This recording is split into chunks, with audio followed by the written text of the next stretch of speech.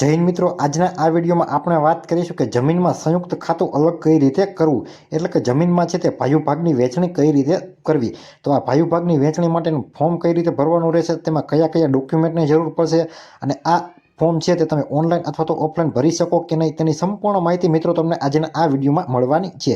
તો આ વિડીયોને તમે સંપૂર્ણ જોઈ લેજો અને આ વિડીયો તમને પસંદ આવે તો વિડીયોને લાઇક કરી દેજો, શેર કરી દેજો અને આ ચેનલને તમે સબસ્ક્રાઇબ કરેલી નથી તો આ ચેનલને તમે સબસ્ક્રાઇબ કરી લેજો. તો જોઈએ મિત્રો કે તમારી પાસે ખેતીની જમીન હોય અને તમારે છે તે સંયુક્ત ખાતું હોય, એટલે કે એક ખાતામાં છે તે એક કરતાં વધારે કબજેદાર, જેમાં ભાઈ બહેન પિતા પત્ની દરેકના હોય, તો એ ખાતા છે તેની વહેંચણી કઈ રીતે કરવી, તેની હકપત્ર કે નોંધ કઈ રીતે દાખલ કરવી, તેની માહિતી આજના આ વિડીયોમાં આપણે જોવાના છીએ.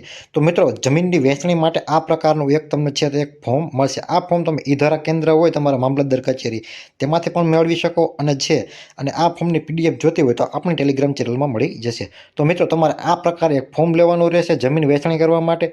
ત્યારબાદ અરજદારનું નામ લખવાનું રહેશે. 7/12માં જેટલા પણ કબજેદારના નામ હોય તેમાંથી કોઈ એક અરજદારનું છે તેમાં નામ લખી દેવાનું રહેશે. ત્યારબાદ એકનું સરનામું છે તે લખી દેવાનું રહેશે. ત્યારબાદ જે તારીખે તમે આ ફોર્મ ભરતા હોય એ તારીખ તમારે લખી દેવાના રહેશે. ત્યારબાદ એ પ્રતિશ્રી મામલતદાર શ્રી ઈ-ધારા કેન્દ્રને આપણે છે તે અરજી કરવાની રહેશે. તો વિશે તમને જોવા મળે છે હકપત્ર કે નોંધ દાખલ કરવા અંગે.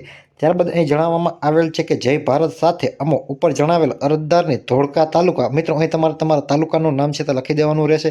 ત્યારબાદ ગામનું નામ લખી અને ગામની નીચેની વિગતની ખેતીની જમીનમાં હકમાં ફેરફાર થતો હોય તે અંગે ગામ નમૂના નંબર 6 હકપત્રક ફેરફાર નોંધ દાખલ કરવા અમારી માંગણી છે.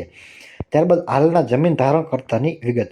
તો મિત્રો, હાલના તમારા જે પણ 7/12 હોય તેમાં જેટલા કબજેદારોનું નામ હોય તે તમારે અહીં લખી દેવાના રહેશે.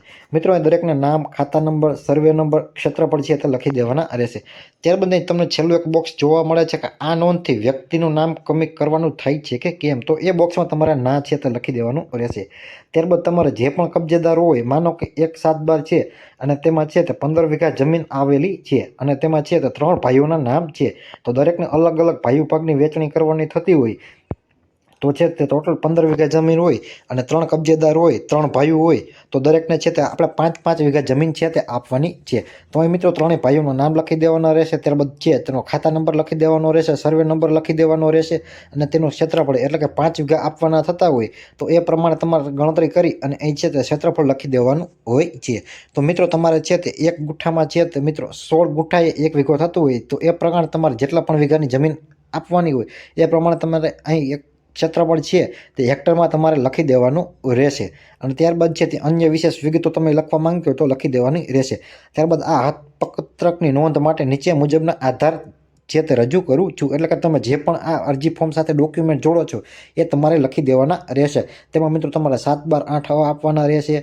ત્યારબાદ છે તે હકપત્રકની વહેંચણી કરતા માટે છે તે એક સંયુક્તમાં સોગંદનામું કરાવવાનું રહેશે અને દરેકના આધાર કાર્ડ છે, પાસપોર્ટ ફોટા હોય તો તેને પણ જરૂર પડશે. અને તેની સાથે તમારે જમીનમાં જો કોઈ બોજો હોય, એટલે કે બોજો હોય તો તમારે છે તે બોજા મુક્તિનો દાખલો કઢાવવાનો રહેશે અને એ પણ જોડી દેવાનો રહેશે. અને ત્યારબાદ અરજદારની સહી કરી દેવાની રહેશે. અને મિત્રો, તમને ફોર્મમાં પણ નીચે જોવા મળે છે કે અરજી સાથે જોડવાના રહેતા આધારોની વિગત. તો આ જમીનમાં હિત સંબંધ ધરાવતા તમામ વ્યક્તિઓના નામોની યાદી તથા સોગંદનામું, એટલે કે તમારે જમીનની વહેંચણી કરવા માંગો છો તે અંગેનું છે સોગંદનામું તમારા વકીલ અથવા તો નોટરી પાસે હોય તે કરાવવાનું રહેતું હોય છે. તો એ સોગંદનામું આમાં ફરજિયાત છે, તેની જરૂર પડશે. અને જો તમારી 7/12માં છે તે બોજો હોય તો તમારે છે તે બોજા મુક્તિનો દાખલો બેંક અથવા તો સહકારી મંડળી અથવા તો જેની પાસે તમે ધિરાણ લીધું હોય તેની પાસેથી લઈ અને તમારે જોડી દેવાનો રહેશે.